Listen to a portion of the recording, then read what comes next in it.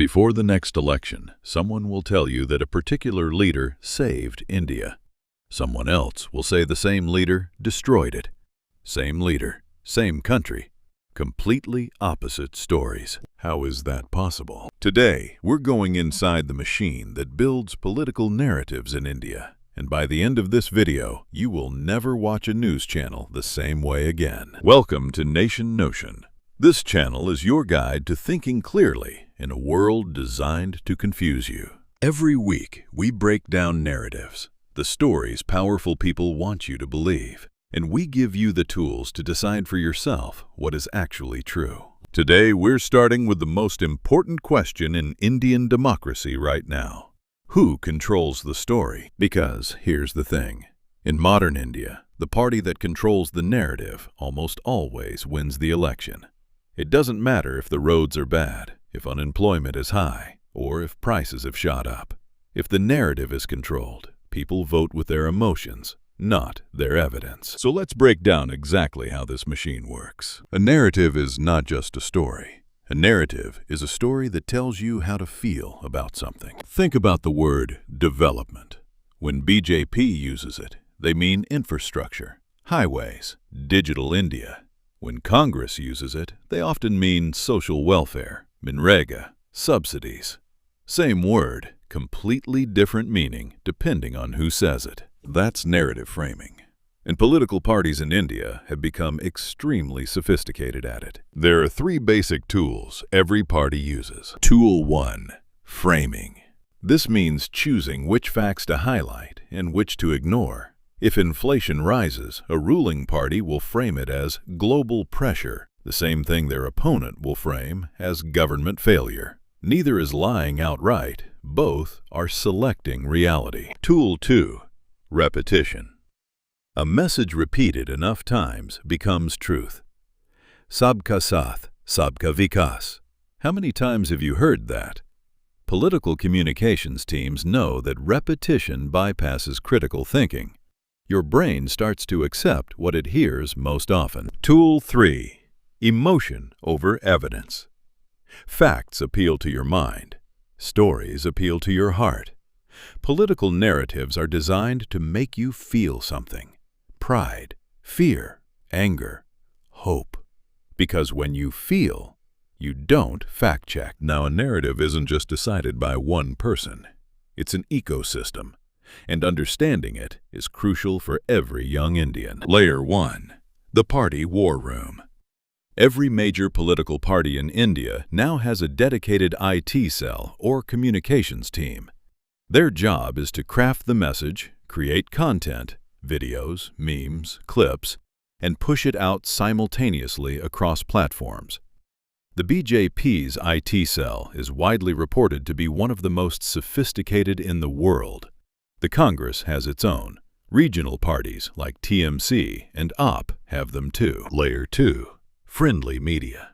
This is the uncomfortable truth. Several major news channels in India have ideological alignments. Some are editorially close to the ruling government. Others are aligned with the opposition. Very few are genuinely independent. When a narrative is launched by a party, these channels amplify it, sometimes within minutes. Layer 3. WhatsApp networks. India has over 500 million WhatsApp users. Political parties maintain enormous WhatsApp broadcast networks, booth level, district level, state level. A message crafted in Delhi can reach a village in UP within hours. And because WhatsApp is private, there is no fact-checking, no accountability, no opposing view. Layer 4. Social media influencers, a new and powerful layer. These are creators, some genuine, some paid, who present political messaging as their own personal opinion. When you watch someone who seems like a regular person say, "I genuinely think this government is great," it lands very differently than a party advertisement. This is called astroturfing, making manufactured opinion look like grassroots opinion. Let's make this concrete. Let's look at how the narrative around the 2019 Pulwama Balakot sequence was managed. In February 2019, just months before the general election, The Pulwama attack killed 40 CRPF soldiers. It was a tragedy.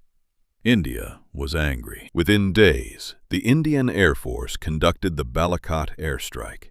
The government claimed significant damage to terrorist infrastructure. The media ran with enormous patriotic coverage. India strikes back. Modi takes revenge. Pakistan taught a lesson. Now, independent analysts questioned the actual damage caused. Foreign media reported very different facts on the ground. The opposition raised questions about intelligence failures, but the narrative was clear, powerful, and timed perfectly before an election. Strong leader, decisive action, India first. Did that narrative influence the election?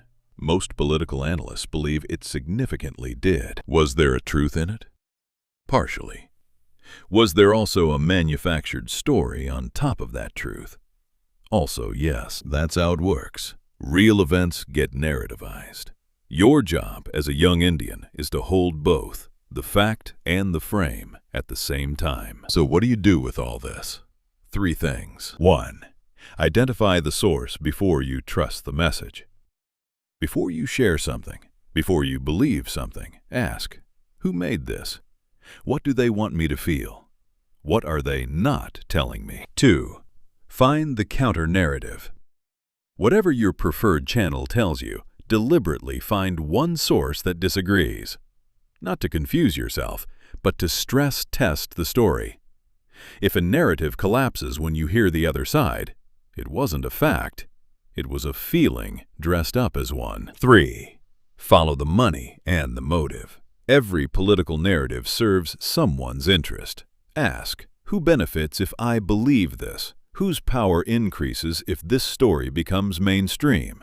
When you know the motive, you understand the narrative. India's future will be written by people who think, not people who react. You just took a step toward being that kind of person. If this video helped you see something differently, share it with one friend, because changing the narrative starts with one conversation at a time. Subscribe to Nation Notion for videos every single day this week. Tomorrow, we're asking a harder question. Why does Western media frame India the way it does? And should we care?